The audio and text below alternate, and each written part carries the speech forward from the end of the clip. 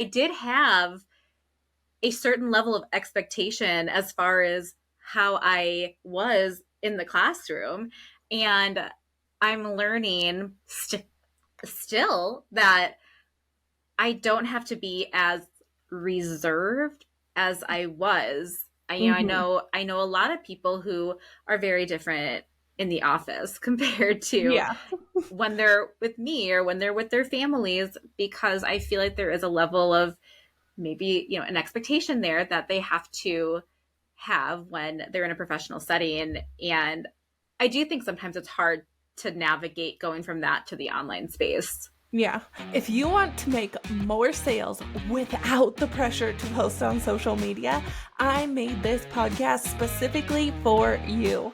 I'm Leslie Stevens, and this is the Not an Influencer, an Impact Maker podcast, where we talk about other organic marketing strategies to bring more clients into your online business and the stories of the incredible entrepreneurs who are using these strategies in their businesses every day to create success. You do not have to be an influencer to be an impact maker and build a successful online business. Today we get to talk to Kim, and I cannot wait for her to share her story and everything that she's learned in starting her business. So Kim, can you tell us a little bit about you and what you do? Yeah, absolutely. Thank you so much for having me here, Leslie. I am Kim. I am a podcast manager. I'm from Michigan. Before starting my podcast management business, I was an elementary school teacher. So I'm an elementary school teacher turned podcast manager. So how did you make that transition from a teacher to podcast management? There has to be a good story here. It is kind of a long story. I'll try to condense it, but I feel like the teacher in me ends up giving all the details. So yes, I was an elementary school teacher, and I was looking for a career outside of teaching. I knew like it wasn't for me. I loved my kids that I worked with, but I just knew it wasn't the right path for me. And at the time, I was looking for a 9 to 5 job. And while I was looking for a 9 to 5 job, I'm starting to see ads pop up on Facebook. The ones that seem so scammy and all those things. But there was one that caught my eye. It was called The Free Mama. And I ended up following that page for quite some time before I actually decided to join. But I was looking for a 9 to 5 and interviewing for places, and then the pandemic hit. And so I wasn't working because I was subbing at the time while looking for a 9 to 5. And I decided that when I wasn't making any money was the perfect time to invest in Isn't it always? yes, it is into this program, the Free Mama. And that was to teach you how to start your own online virtual assistant business. So Mm-hmm. I started there, and I started off actually looking into doing social media management. And one of the clients that I was working with at the time, I was actually helping her do social media graphics and promotional things for the podcast that she works on, because Mm-hmm. she is a podcast manager with her own agency. And I really liked that side of it. So I looked more into podcast management and ended up taking a course to learn how to become a podcast manager. And I haven't looked back. I absolutely love it. And so I've been doing that for a couple of years now. What a happy accident, kind of Yes. in a way, where you're not necessarily looking to like being like podcasts are my passion. You're like, I need to kind of like carve out my way to work with podcasts. It's like you found this area where you really enjoyed it, kind of out of just trying to help people. Yeah. And you figured out like how to make it work for you and how to make money from it and like live a life that you enjoyed. So Hmm. that's amazing. So is there anything that you experienced while you were starting this business that you kind of didn't expect to happen? I feel like, well, first of all, I guess I didn't realize, honestly, how lonely the online space could be. Like, totally transparent. All of my friends either are stay-at-home moms or have they're either stay-at-home moms or they have 9 to 5, so they don't really get the online space. And so the biggest thing for me that I needed to do, and what I did, is I looked for, community and Mm-hmm. like-minded people who understood what I was going through. And so I think that was definitely one of the biggest things, was just not realizing, how lonely the space can be when you don't have other people in it. Yeah. And I think also, just me having to put myself out there, I didn't realize how much I'd have to do it. I'm an introvert, and this took me completely out of my comfort zone. So Mm-hmm. just having to like market myself and put myself out there and start talking to people more was definitely another thing that I had to adjust to.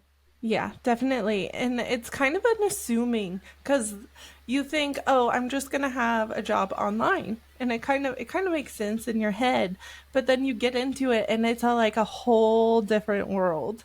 Like I Mm-hmm. went through the same experience. Like people, like if they're not working in this type of way, if they don't have their own business, it's really hard to kind of comprehend what it's like. So it does get very lonely and you're working by yourself most of the time. Like, yes, you have your clients, but who do you talk to when you make business decisions? How do you talk about what you do and the challenges that you're going through if no one can really understand that? So it does get really lonely, but the cool thing is there are also a lot of communities out there full of people who do experience the same thing, but it's also a different way of connecting people, whereas like when you're a teacher, when you have a 9 to 5 job, like your community's already created for you and you have those people that maybe you don't even talk to them every day, but you're around other people, and it's Yeah. that sense of community and it's the emotion and it's the feeling and it's the environment. And then you go to work by yourself on your computer most of the time at home and you're like, oh, it's just me making decisions, trying to make sure I'm doing the best that I can. And like you said, like you kind of don't expect to have to put yourself out there so much either, but you do have to market yourself. You do have to get out of from behind your computer kind of in a way and talk to people, have conversations and film videos and get on podcasts and do things like that. And it is scary. I'm an introvert too, and that Mm-hmm. took me a long time. It just I tried to not see it as a personality trait where Yeah. like you have to be extroverted to be able to be great at marketing, because that would have really held me back. I tried to see putting myself out there as more of a skill I needed to learn. I Mm-hmm. needed to, okay, what bits and pieces do I need to learn to be more effective in my marketing? How can I learn how to talk more effectively? How can I manage my energy a little bit more? How can I speak to people in a way that doesn't completely drain my energy? And kind of like lean into my personality traits instead of trying all these extroverted strategies that people are shouting from the rooftops because they're Yeah. extroverts. Yeah. And it's like carving your own path in this entrepreneurial world, but you do Yeah. have to kind of trust yourself throughout the Mm-hmm. process. Yeah, and everything that I've learned, that I have been told by so many people when it comes to just marketing yourself and putting yourself out there, is, you don't want to be somebody that you're not, because at the end of the day, when somebody comes to you for your support, they're coming to you because of who you are. I mean, yeah, Mhm. you have that skill. Like, yeah, I'm a podcast manager and I can, do everything behind the scenes for you, and I'm going to make it so easy for you and save you so much time. But at the same time, they're also coming to me because of who I am and Mhm. my values and my personality, and because they feel like we would be a good fit. So being who you are when you're marketing yourself and you're sharing your stories is something that's, really, really important, as well as just being, authentic. Yeah, that's such a good point that you made because there are so many other people out there who do things that are similar to you. There are other podcast hosts out there, there are other marketing and branding professionals out there. It's you that's that differentiating factor that's Mm-hmm. going to be like, oh, I have to work with Kim because of who she is. And that's another one of those things where it's very easy to say, just be yourself and be authentic, but that's also something that surprised me when I started my business because I was like, there's nobody else I could be except for me.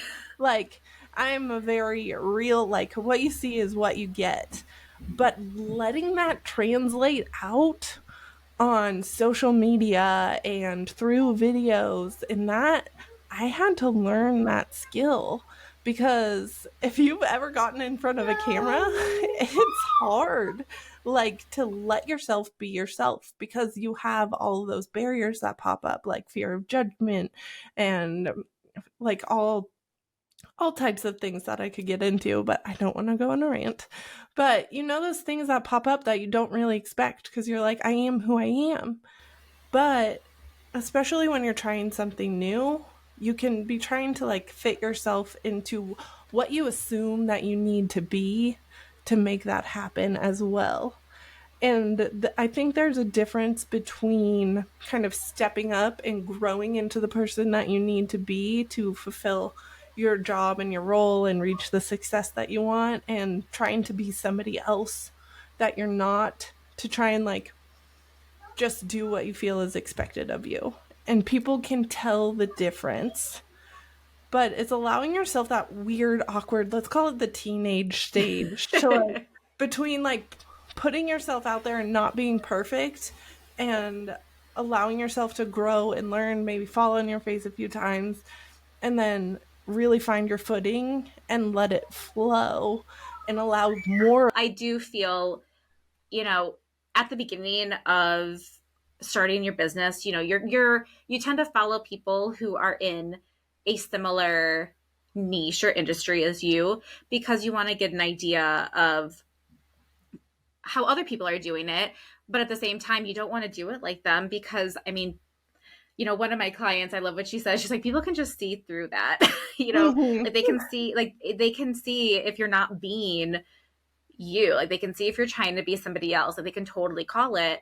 And so you want to make sure that, even though you're seeing other people who are doing this and you're seeing them be successful, you want to be true to who you are and stay true to yourself. And that may mean like sharing the good and the bad, because I know that I want the people who work with me to be able to relate to me, not just on a business level but on a personal level as well. So I try really hard to get into my stories.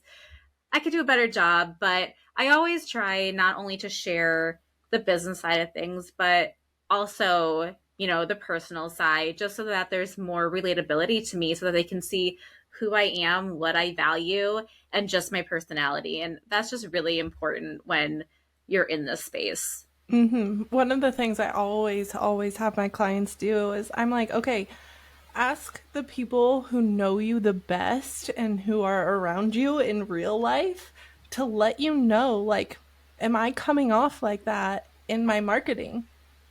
Am I the same person or is there some type of disconnect?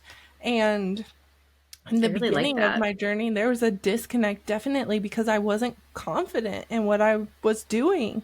And my friends would say to me, they would be like, the only thing, like, you are being very honest, very knowledgeable, you know what you're doing. You just don't come off as confident because you're talking to a phone and you're not talking to me in person. And I was like, okay, that's really good to know. So, how do I then pinpoint that to learn about it instead of being like, okay, well, how do I learn 100 different strategies that I need to get better at because this one's not working? It's like, okay, just ask the people who know you, like, hey, am I being me in my business? Because also, when you're not being you, it can get exhausting Mm-hmm. trying to be two different people in life and in business, especially in the online world, because a lot of the time, like, your life and business is not two separate things. They're both intertwined and they're all of you. Yeah. That's And you don't need to separate it. I think the work life balance thing is kind of, it can be true, but I think it's all one cohesive thing and you just have to figure out how to make it work together instead of trying to constantly have one piece pulling on the other. yeah. That makes And sense. yeah, and I think it's hard too sometimes, especially when you're going in to starting an online business. If you're going from a 9 to 5, or me going, from teaching, I did have a certain level of expectation as far as how I was in the classroom.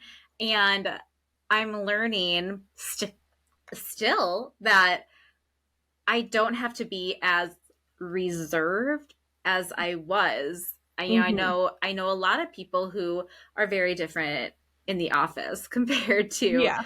when they're with me or when they're with their families, because I feel like there is a level of maybe, an expectation there that they have to have when they're in a professional setting. And I do think sometimes it's hard to navigate going from that to the online space. Yeah. I think in the online space, it's a lot different than the corporate world or Yeah. teaching or jobs like that, because you do have to act a certain way to stay in line with your profession. But your personality and who you are is such a differentiating factor Yeah. in the online business world.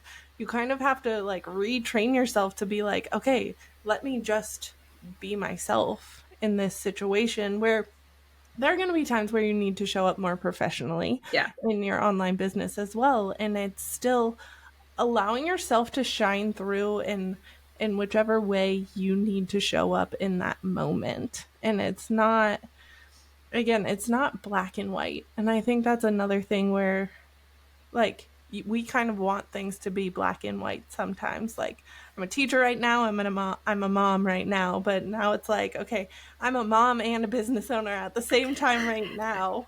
How do I navigate this life, and how do I show people that this is what I'm like? This is what I value. I value my family, but I also value my business and helping you with your podcast. Hmm. So it's like those little nuances that you kind of don't expect to happen, but it kind of also allows you that like creative space to again get to know yourself a little bit more and become more of you.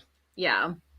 So It's in your business, like, what has been like the most fulfilling or like unexpected good things that have come out of it? okay. Well, business wise, it's really just helping the clients that I have share their stories with their audience and with new audiences. They're all so different and they're all so unique, and they all have something so valuable to share. And I truly I truly truly love the people that I work with, and I love their shows. And so I feel so honored to be able to take what they've created and just make it sound like something that they're proud to share out. And I've seen, some of my clients, I've seen their shows grow. I've seen them get leads from their shows, and to be able to help them grow and starting to monetize and just feeling more confident in what they have to share and feeling more confident in what they're providing for their audience and giving an even bigger audience a chance Mhm. to hear what they have to say has been truly incredible. I love what I do, and I love the clients that I work with. So it's been amazing with that. And then personally, one of the biggest things that I wanted to do, and the reason why I started this business, and for the record, I never had this entrepreneurial spirit. I Mhm. never in my wildest dreams thought I would ever be working at home for myself, like being my own boss.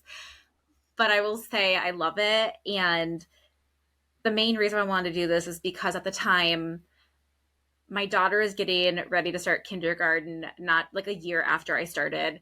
And we're very close to the school. We're like 2 blocks away. And I never wanted to have to do before after care with her. I just wanted to be able to walk her to school and pick her up when the bell rang and walked her home. And Mhm. that is something that I've been able to do for 2 years now. And I'll get to start it again next week. And it's been, it's just been really nice being able to not have to call somebody and make sure that, or call my boss and make sure it's okay that I stay home because my kid is sick, Mhm. or my daughter has to get picked up from school because she's not feeling well. I don't have to leave work. I don't have to worry about anyone coming into my classroom or getting somebody to cover me because I'm here and I'm able to do that, but I'm still able to help provide for my family and do something that I really truly enjoy. Yeah, that's so incredible.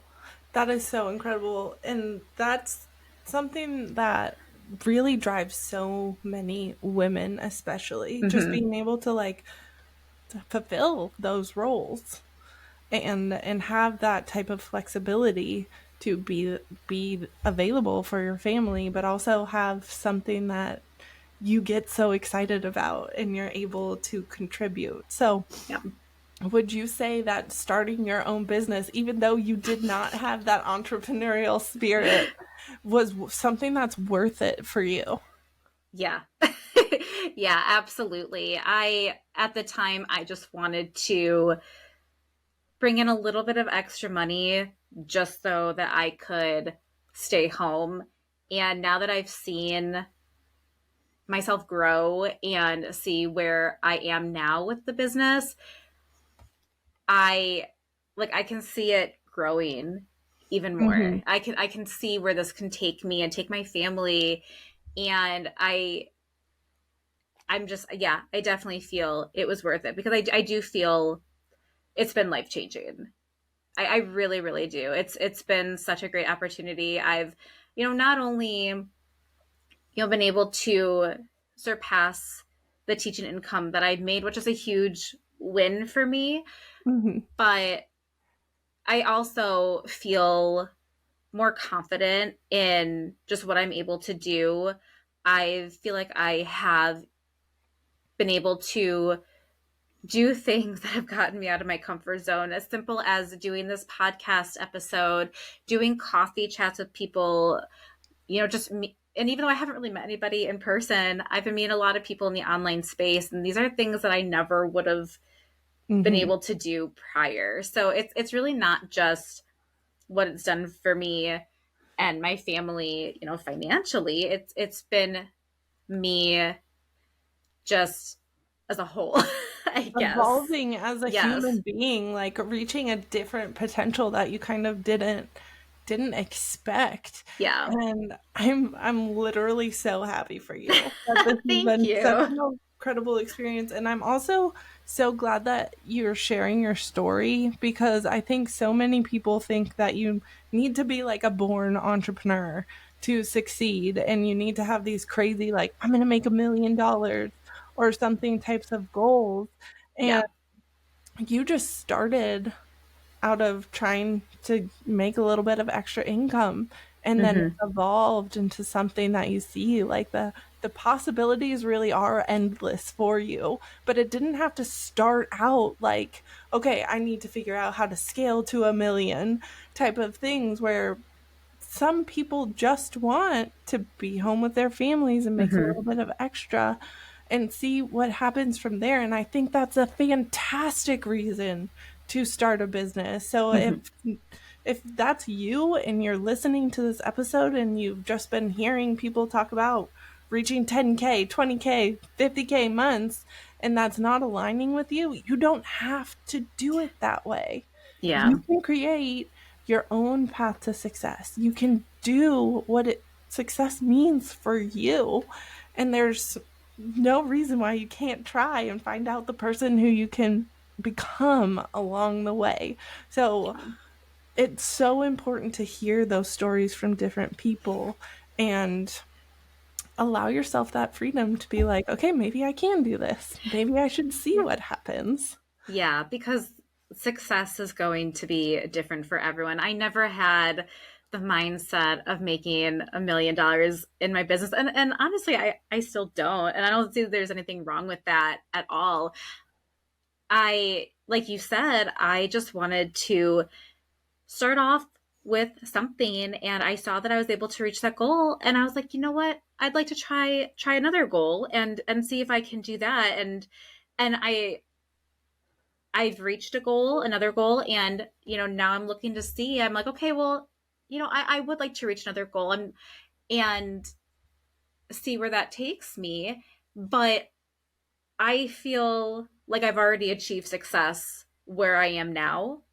Hmm. And I feel like the goals that I have are goals that are going to be able to help more people, more women with producing their podcasts and sharing their messages. And that's kind of where I want to go with, my next steps. But as far as like success, I've never dreamt of like making $1 million in my business. Like, would that be cool? Yeah. I mean, who wouldn't Hmm. want to make $1 million, right? But success is going to look different for everybody. And if that means that you make enough money to be able to stay home and be with your kids and that's successful for you, then that's perfect. If it's making $1 million in your business, if that's what success looks like to you, that's amazing too. But yeah, nobody has to go into this business and go into the online space and have to reach these months that we hear on Instagram all the Hmm. time. Like, you don't need to make those to be successful. It's really what is successful for you. And I know for me, like I said, I've already feel like I found that success. And now my goal is just to be able to help more women reach an audience with their podcast. So that's just kind of where I want to go. Yeah, and I think it's really important for everyone to know it's okay for everyone to have different goals. I Mm-hmm. think that's really important in the online world because we see a lot of people with the same goals. And it's okay to have a different goal from the people that you're seeing. And I think it's so beautiful that you have built your business off of these successes that you have found. And it's off of like achieving goals that you have set out there because a lot of the time people say set incredibly unrealistic goals and like if that's your goal 10 times it so that you have the drive to get there and all of this stuff, and that's not necessarily very motivating for everyone out there. Maybe if that is your spirit, is if that's how you work, then that's fantastic, but also hitting goals that you have set and then allowing yourself to then set another goal, like, that's such a positive way to build your business and Mm-hmm. move on to the next thing. And also stay focused in what you're doing because your focus in what you're doing and the impact that you're making, helping people with their podcasts, that sounds like it's always been front of mind and that's been your goal. And I guarantee you that's why you continue to hit these goals. But when it's the flip, and you're like, oh, I was supposed to hit 10K this month because they told me that's what my goal is, it can be very defeating and it changes the focus from making this impact to trying to just make money. And then you lose sight of everything why you started your business in the first place. I know for me, if I were to set that goal of like a 10K month, with at least where I'm at now, Mhm. I would probably want to quit, honestly, because I'm not there at this point.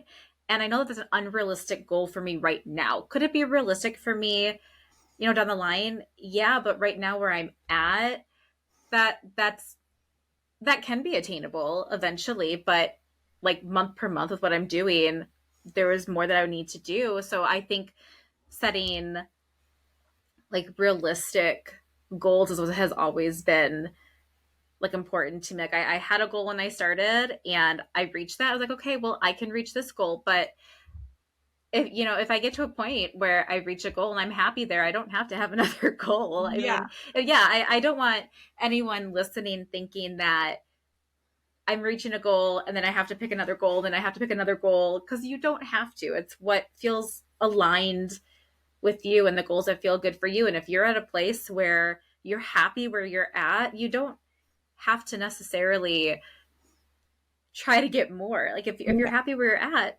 that's amazing. And that's the best part about having your own business because you get to make the choice. So Mm-hmm. it's always your choice. If you've attained a goal and you love it there and you love the way you work, like that is your choice to stay there. Or if you want to stay there for a while and change the goal in a few months, that's also Yeah. your choice. So it's empowering yourself and entrusting yourself enough to make the choice that's right for you in that Yeah. moment. And there's something else that you mentioned where it's like respecting where you're at in business and kind of just taking that next step. So it's like 10K might be very far away right now, but that doesn't mean you're doing anything wrong and you're staying true to where you are in business and okay, what would the next step be if I want to set another goal? And I think that's another place where people feel really discouraged is they're trying to jump from step 2 to step 20 when you only need to go from step 2 to step 3, and that might be smaller and it might look less sexy in certain types of way, but you have to take that second step to eventually get to step 10, step 20. But it's And quite frankly, it's more encouraging too. yes, So, exactly. mm-hmm. But you have to notice where you are at in business and be like, okay, this is where I am right now. That's fantastic. Celebrate where you're at right now because the fact that you even have a business is huge Mm-hmm. in and of itself. So never disregard the fact, even if you are in the negative right now, you have a business. Like you're doing the thing. You don't have to have Yeah. all of these milestones that we assume we need. I think that's something that people forget so much too, myself included, is just forgetting to celebrate what you've accomplished. And I'm thinking about it right now. I'm like, I don't remember the last time I celebrated an accomplishment, even if it was simply just getting a discovery call or something like that. I realize I haven't even done that in a long time. And I think it's something that we all need to do because it's easy to look at the negatives. It's easy to Mhm. be like, okay, well, this is where I want to be. I'm not there yet. But look at how far you've come. I Mhm. know for me, I mean, I've, I feel like I have come so far from where I was. I mean, I have. I know I have. I know I have come so far from where I was when I started to now, not just within my business, but myself too. Like you said, I'm evolving. And, even if it's as simple as getting a bottle of champagne for a win. Or somebody told me, I was on a call with them one time, and she's like, when you get a new client, celebrate with your family. Go get some ice cream and just celebrate that win. Just something. It doesn't have to be this huge thing, but just a small celebration for just where you're at now. Like remembering the things that you've accomplished is going to help you continue. Mhm. It's much we think we're going to progress so much faster if we focus on the negative, but that's not true. Like when you focus on the positive, whatever you focus on grows. So if you focus on the positive, it's going to create more positive for you. And the better you feel about what you're doing and the better you feel about your business, the better things that are going to happen. And that's not to say that negative things aren't going to happen or challenges aren't going to happen. But if you focus on them and you get stuck in them, then it's going to start showing up in different places in your business that maybe were going well, or it's going to start showing up in your life in different ways and Mm-hmm. create more barriers because you're focused on the barriers. So it's those celebrating those tiny things. So I'm going to throw you up for a little bit of a loop. What is the last thing that you should have celebrated but you didn't, and let us celebrate it with you? I mean, honestly, I think the thing that I just didn't celebrate when I should have celebrated it is at the time, like recently, where I kind of felt a little bit more stuck. with where I was, because at this point, my goals have changed. And I was like, well, how am I going to get there now? I ended up having like a client end with me just because like they do seasons. And so they were taking a break from their podcast. I'm like, well, what am I going to do now?